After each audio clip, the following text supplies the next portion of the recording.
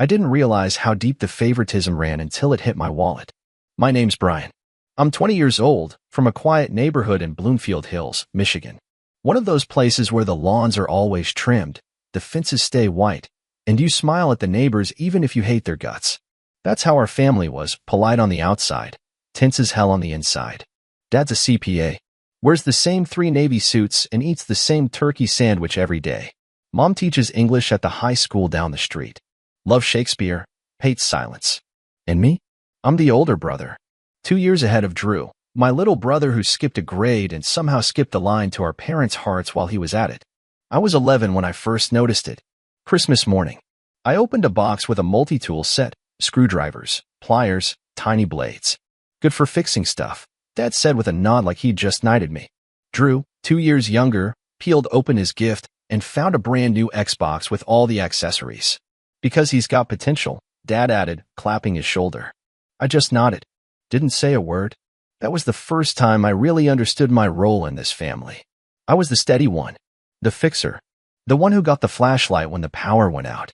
Not the one who got praised. Not the one who got the cool gifts. I learned to smile and keep things to myself. Drew, on the other hand, was the center of everything. At school plays, my parents clapped loudest when he stepped on stage, even if I had the lead. At dinner, it was always Drew. Tell us about your math competition, while I cleared the plates. I wasn't bitter. Not really. I just got used to being the one in the background. That's how I survived. One time in middle school, I came home with a perfect report card, straight A's. Laid it on the counter like a trophy. Mom glanced at it, smiled, then said, "That's great, honey." Oh, Drew, did you tell us about that science award? I remember standing there, holding my breath like maybe someone would come back to me. They didn't. By the time I hit high school, I stopped expecting things. My birthdays were a slice of cake and maybe a "you've always been mature for your age" speech. Drew got surprise parties, themed decorations, whole events planned around his interests. Robotics club, Model UN, you name it. They were there, front row. And still, I kept my mouth shut. I worked at the grocery store after school and mowed lawns on weekends. Not because anyone told me to, but because I wanted to have something that was mine. Something I earned. And deep down, I thought maybe, just maybe, one day they'd see that and say he made it. All on his own. They never did. When I got my driver's license, Dad handed me the keys to his old Ford Taurus, made sure to point out every scratch I should avoid adding to. When Drew turned 16, he got a used but spotless Jeep. He's got a lot going on, needs something reliable, Dad said. I didn't argue. Just nodded and drove my beat-up sedan to school the next day. People used to ask if I was jealous. I wasn't. Or maybe I was so used to the setup that jealousy didn't even register anymore.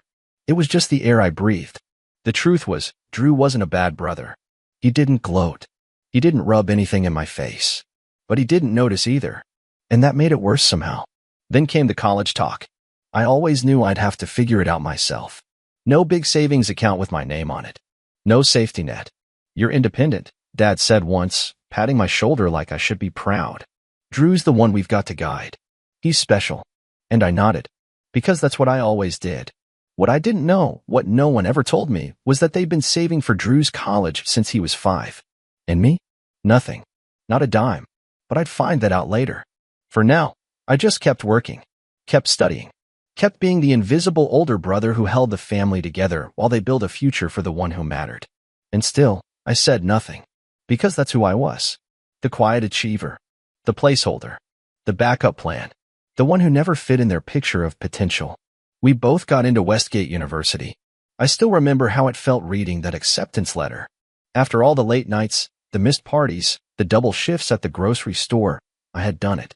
A 4.0 GPA, 2 part-time jobs, and a resume stacked with extracurriculars I'd scraped together on my own time. I stood there in the kitchen with the email glowing on my phone, feeling for the first time like maybe this was my moment. "Mom," I said, walking in with a cautious grin. I got in. Westgate. Full acceptance. She looked up from grading papers and smiled politely. "That's great, Brian." That was it. No hug. No tears. Just a nod and back to her red pen. A minute later, Drew walked in, letter in hand, waving it like he'd won the lottery. Guess who else got into Westgate? He beamed. Dad looked up from his laptop. "You're kidding." And suddenly it was a party. Mom jumped up. Dad opened the fridge and popped the bottle of cheap champagne they kept for special occasions. They poured 2 glasses, raised them high. To Drew, Dad announced, "The future of this family." They clinked glasses. I stood there holding my phone, the email still on screen. I hadn't even finished my sentence. That night, I sat in the driveway for half an hour, the engine off, staring out the windshield. The porch light was still on. Inside, I could hear the muffled sound of laughter. They toasted to Drew's future while mine faded back into the shadows. 2 weeks later, we were eating dinner, me, Mom, Dad, and Drew. Just another Tuesday, spaghetti and silence. I was halfway through my plate when Dad cleared his throat. "So," he said, not looking at me, "about tuition." I paused, fork halfway to my mouth. "We've got Drew covered," he continued. "We've been saving since he was little.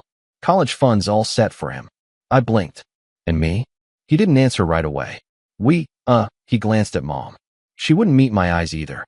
"We don't have anything set aside for you." I laughed. I couldn't help it. Just a dry, stunned little chuckle. "You're serious?" "We figured," Mom chimed in, finally looking at me. "You're more independent. You've always found your own way.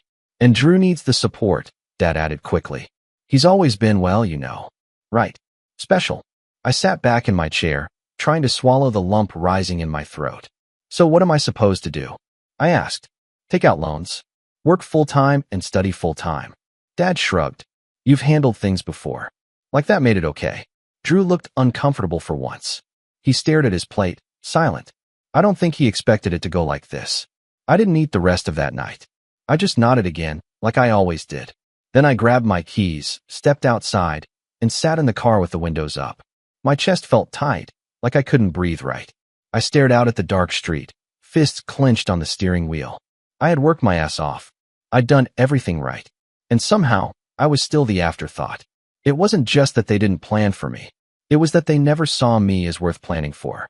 They had looked at the two of us, me and Drew, and decided I'd be fine on my own. That I didn't need anything from them. That I didn't deserve anything from them. I wasn't just overlooked. I was written off. The next day, I started applying for every scholarship I could find. I made appointments with my high school advisor. I stayed up late Googling grants and filling out forms while Drew watched videos about dorm decor and laptops. I kept my head down, just like I'd always done. But something was different now. Something in me had cracked. They weren't going to help me. They had made that clear. So I'd help myself. And this time, I'd make sure they noticed. I didn't tell anyone where I was going that Saturday morning. Just got in the car and drove 2 hours north until I hit the old gravel road that led to Grandpa Ed's place. He lived in a small ranch-style house outside Midland, surrounded by pine trees and silence. He was already on the porch when I pulled up, a cup of black coffee in one hand and a crossword puzzle in the other. He squinted toward me, then smiled like he'd been expecting me. "Figured you'd show up sooner or later," he said. "That's the thing about Grandpa Ed. He didn't ask questions right away. Didn't pounce on you with concern. He just let you sit next to him in the old creaky lawn chair, handed you a second cup of coffee, and waited." We sat like that for almost 15 minutes, watching the wind rattle the leaves.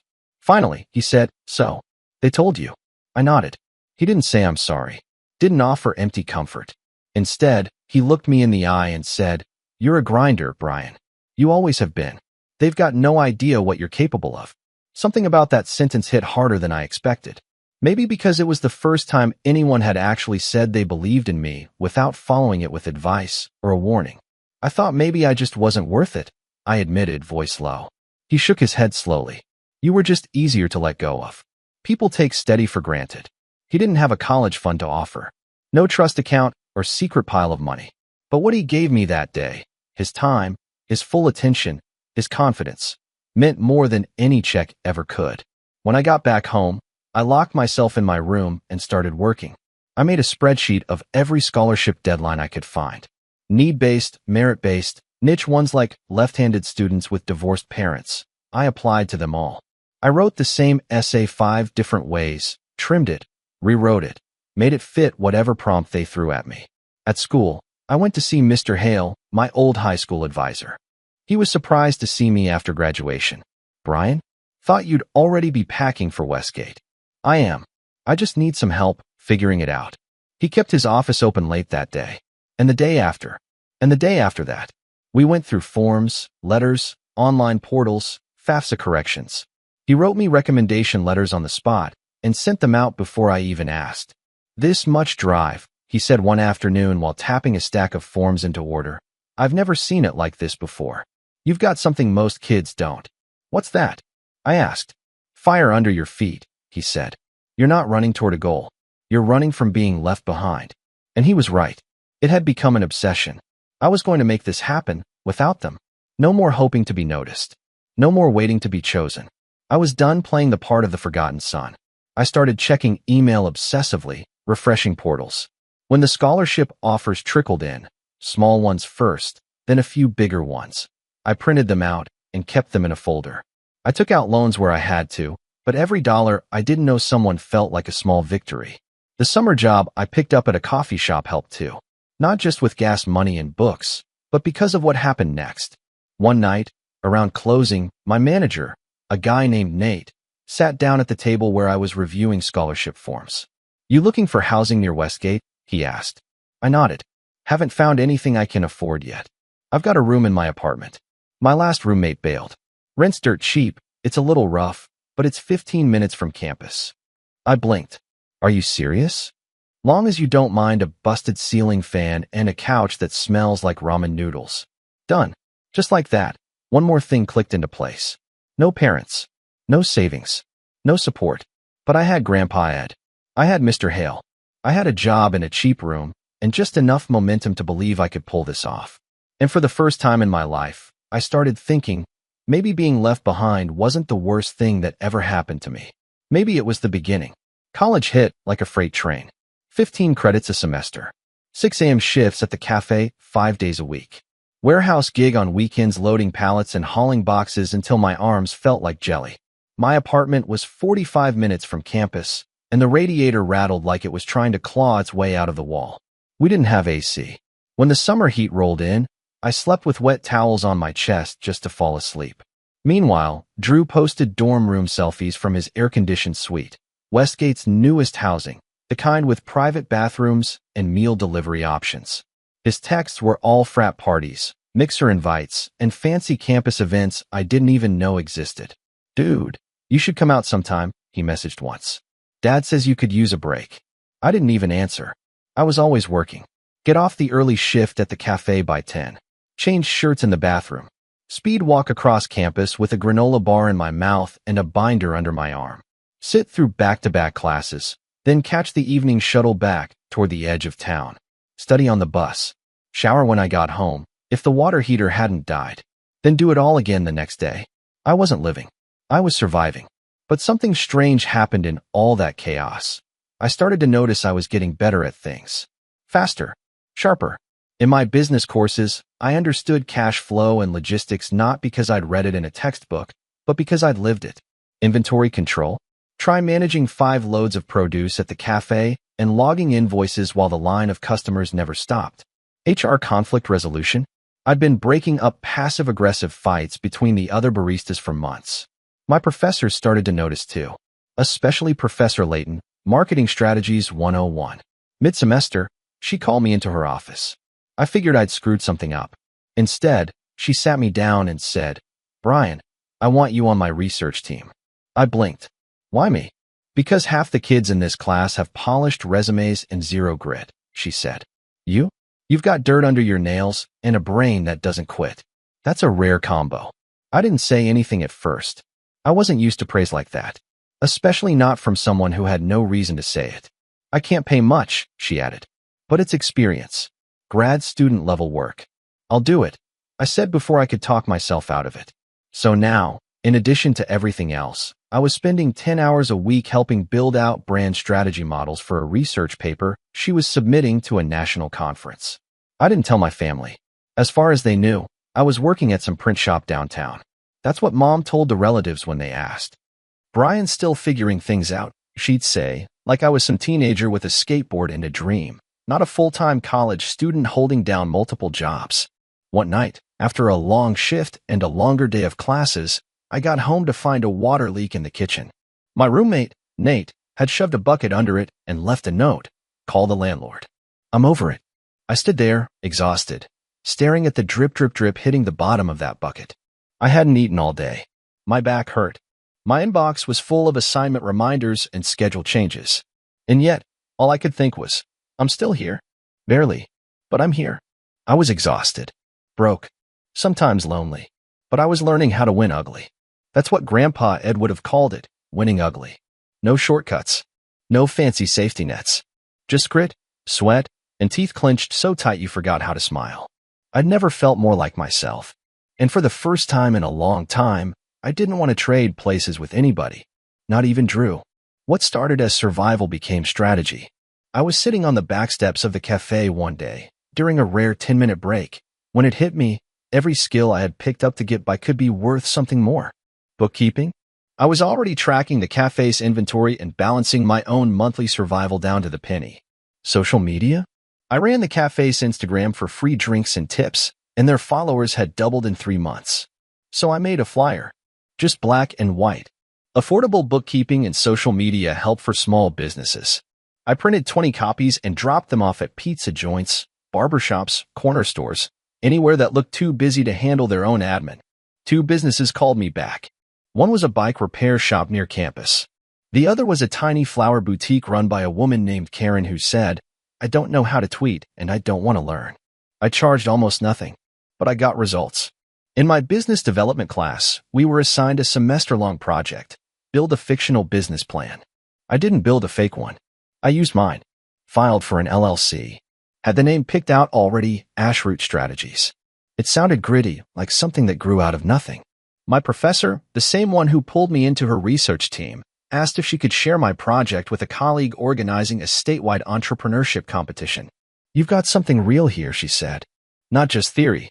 I made the top 3. The prize money wasn't huge, but it was enough to do more than survive. I bought a used laptop that didn't wheeze when I opened 5 tabs. Registered a proper domain. Paid a graphic design student $50 to make me a logo that didn't look like it was made in PowerPoint. Then I hired 2 classmates who were in the same sinking boat I was, broke, smart, and out of options. One of them, Terrence, did back-end work and billing. The other, Jamie, was brilliant with visuals and branding. We worked in the campus library, at my apartment's kitchen table, on park benches with spotty Wi-Fi.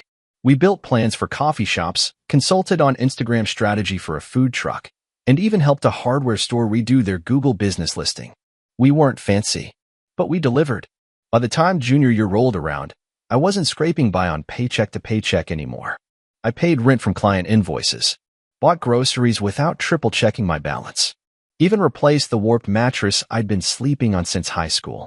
And still, my parents had no clue. To them, I was just getting by.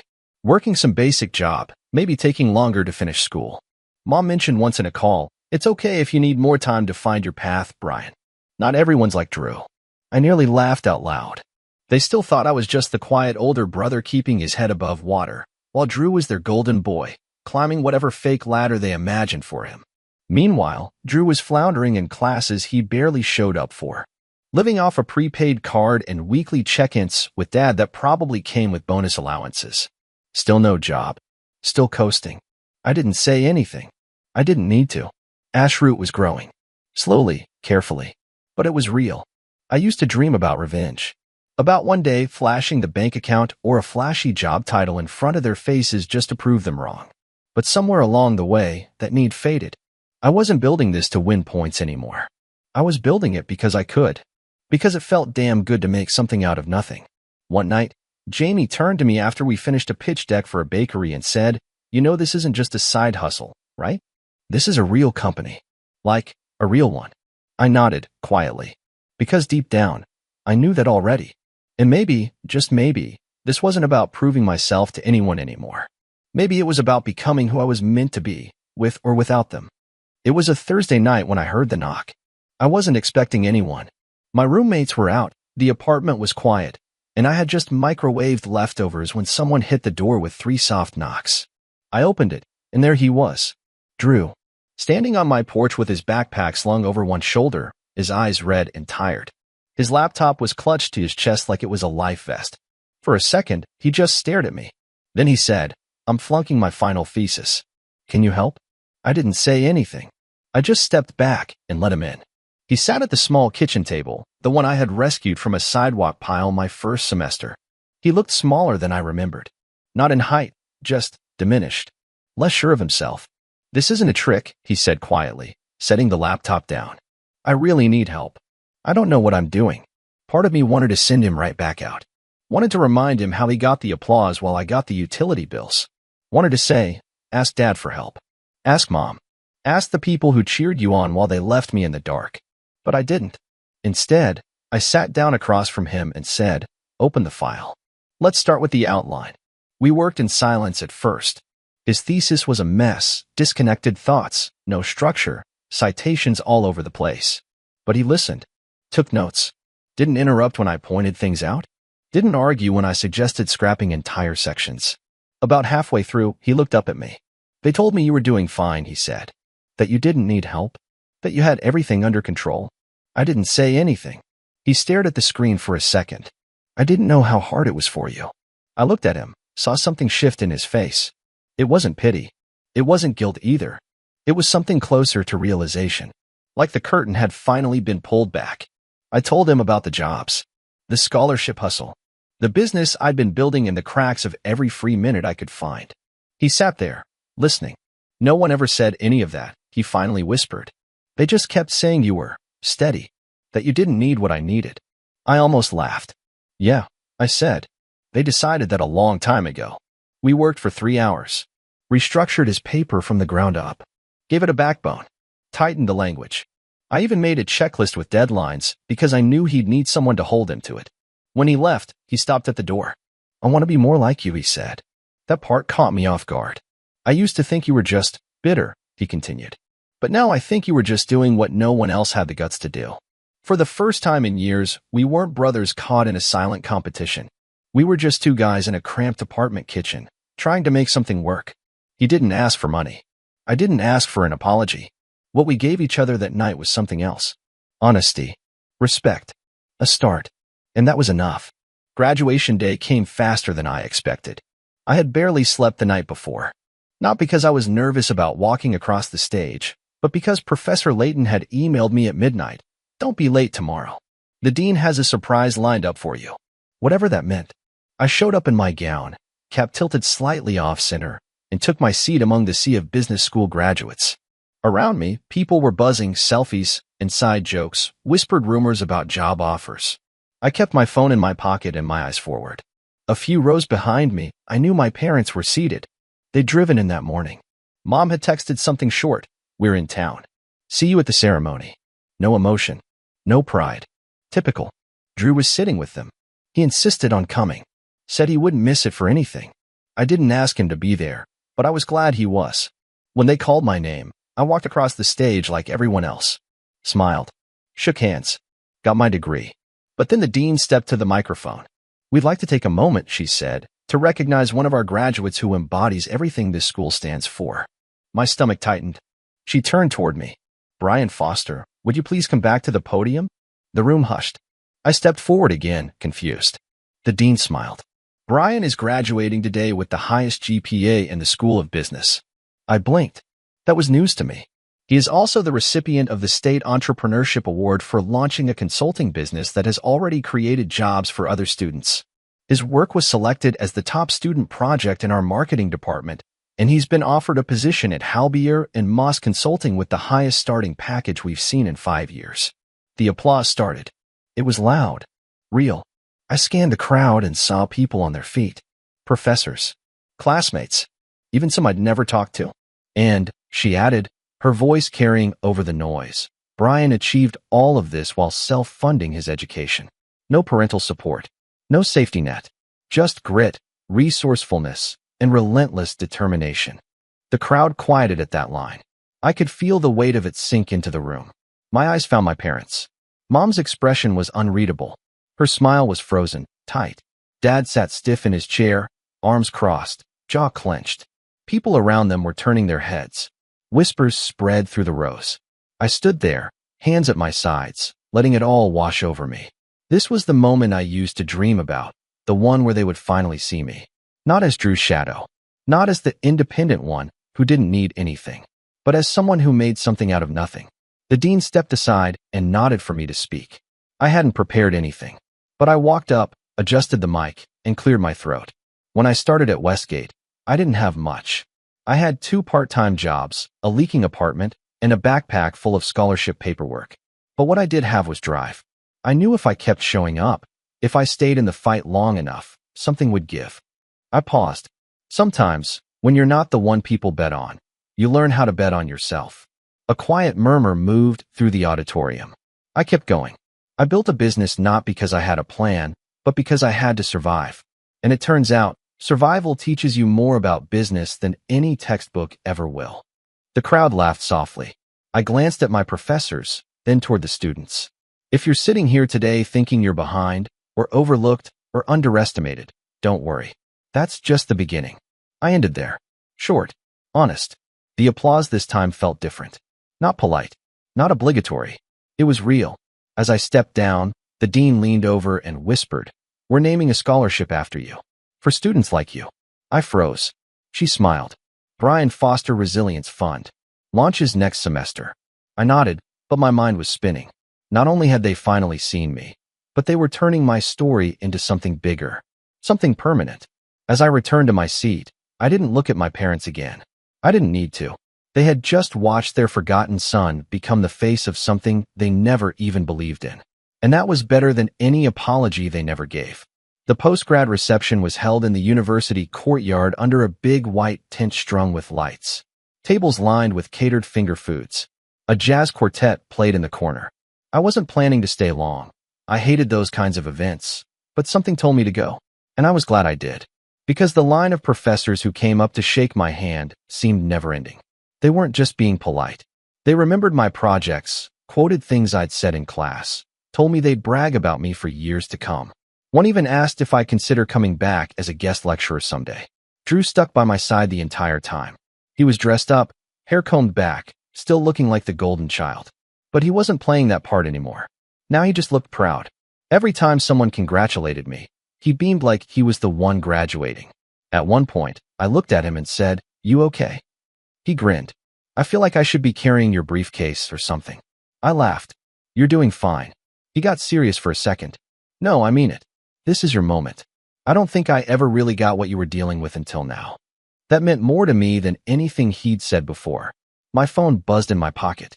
A text from Mom. "Come by the rental house. Family's celebrating." The house they'd booked for the weekend was about 15 minutes from campus. Big, fancy, probably expensive. I didn't want to go, but Grandpa Ed was in town, and he said he'd swing by too. So I figured, what the hell? I brought Drew with me. Told him, if it gets weird, we leave. He nodded. When we walked in, the energy shifted instantly, like someone popped a balloon with a needle. Uncle Ron was there, Dad's older brother. I hadn't seen him since high school. He raised his drink and pointed at me from across the room. "There's the man of the hour," he said loudly. "Didn't hear a word about any of this from your folks. Wonder why." The silence that followed was thick. Dad cleared his throat. "Brian's always been a quiet achiever." Grandpa had stepped in from behind me before I could even respond. "No," he said, voice low but firm. "Brian's just been ignored long enough." The room froze. Dad looked away. Mom busied herself straightening up cups that didn't need straightening. A few cousins gave each other sideways glances. Grandpa had walked over to me, clapped a hand on my shoulder. "Told you they'd eat their words." I smiled. "You did. We made small talk with the relatives. Ate cake. Took photos. But there was no mistaking the tension in the air. It wasn't anger exactly, it was discomfort. People didn't know how to act when the quiet kid suddenly got loud with success. Drew stayed close, like a buffer. At one point, he leaned in and whispered, "This is wild." "Yeah," I muttered. "Told you they don't know what to do with me." Mom finally pulled me aside near the end of the night. "We're proud of you, Brian," she said. I nodded, not even looking at her. "Things just got complicated," she added. I didn't respond.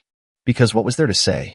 Her version of complicated was years of indifference, of treating me like the backup plan, of never showing up, never asking, never thinking I might need what Drew got handed without question. Uncle Ron clinked his glass again.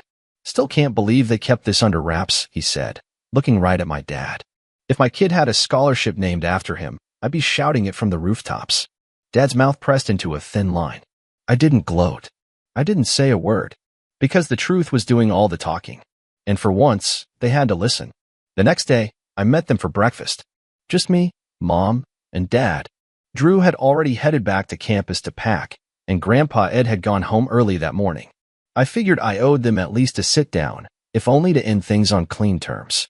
We picked a small diner near the rental house. The kind with cracked vinyl booths and coffee that tastes like burnt toast. Dad barely touched his eggs. Mom stirred her coffee more than she drank it. There was small talk at first. Safe stuff. Weather. Traffic. How nice the ceremony was. Then Dad cleared his throat and set down his fork. We were thinking, he said slowly, about helping you out with a deposit. For a new apartment, maybe. Just a little gift. I raised an eyebrow. Appreciate the offer. But I'm good. He looked surprised. Are you sure? I mean, rent's not cheap. I've already signed the lease, I said. My starting salary at Halbier and Moss covers everything. That made him sit back. Mom blinked. You accepted an offer? 2, actually, I said, not bragging, just stating a fact. Took the one that lets me build my business on the side. Dad's jaw clenched. His eyes dropped to his plate. Mom gave a weak smile. We misjudged things, Brian. I didn't say anything. She added, we thought you were just figuring it out. I gave a small nod, but nothing more. Because that's the thing about people like my parents, they don't apologize. Not really. They reframe. They explain. They say things like misjudged instead of ignored. But they never say, we were wrong. And we're sorry. And by now, I didn't need them to. Their silence during those hard years had already said everything. And now, their silence meant something different. It meant they had nothing left to stand on. I stood up and grabbed the check before they could argue. I've got this. You don't have to, Mom started. I want to. I cut in. Besides, I can afford it. Dad gave a stiff nod. As we stepped outside, Drew pulled up. He had offered to drive me back to my place before heading out of town. He leaned out the window. You good? I nodded and opened the door. As I slid into the passenger seat, he called out to our parents, you know Brian did all this without you, right? Mom flinched. Dad turned away. I mean, Drew continued, imagine what he could have done with your support. Nobody said anything. Drew shrugged. Just something to think about. He drove us off, leaving the diner and everything it represented behind. I looked out the window, watching the town shrink in the rearview mirror. They didn't apologize. But they didn't defend themselves either. And for once, that was enough. A year later, I stood on the same campus where it all began, this time not as a student, but as a sponsor. The Brian Foster Resilience Fund was no longer just an announcement at graduation. It was real. The fund had already supported its first batch of recipients, 3 business students from backgrounds like mine. Kids who worked late shifts, who lived in rundown apartments, who knew exactly what it felt like to be underestimated. Mr. Hale helped me run the selection committee.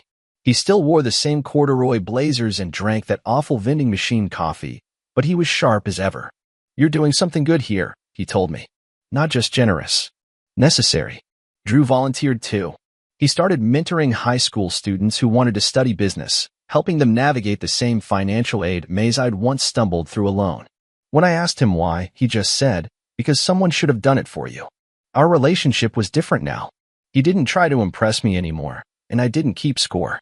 We were just brothers. Real ones. No spotlight, no rivalry. Just 2 people who knew what it meant to start over. My parents and I, well, we talked once a month. Usually short calls. Cordial. Civil. The kind of conversations you have with distant relatives. They never brought up the past. Neither did I. They came to the scholarship dinner once. Sat in the back. Clapped at the right moments. Smiled when people congratulated them for raising such a resilient son. I didn't feel anything. Not anger. Not pride. Just distance. And that was okay. Every Sunday, without fail, Grandpa had called. Sometimes it was 5 minutes, sometimes 40. Sometimes he just wanted to hear about my week. Other times, he'd end the call with a one-liner that stayed in my head for days. Told you they'd eat their words, he'd joke. Or, you can build a house from ashes, but you better make sure the next one's fireproof. He was the only one who never wavered. The business was still growing. I had 6 clients on retainer and 3 part-time employees. I could breathe, travel, invest. But more than that, I could choose. I wasn't chasing anything anymore. Not approval, not recognition. That hunger I had in college, the need to prove everyone wrong, had melted into something else. A quieter drive. A bigger purpose. I wasn't trying to win anyone over now. I had outgrown them. And in the space they left behind, I planted something better. Something real. Something mine. That's the thing about being written off too soon. Sometimes, it's the best thing that ever happens to you.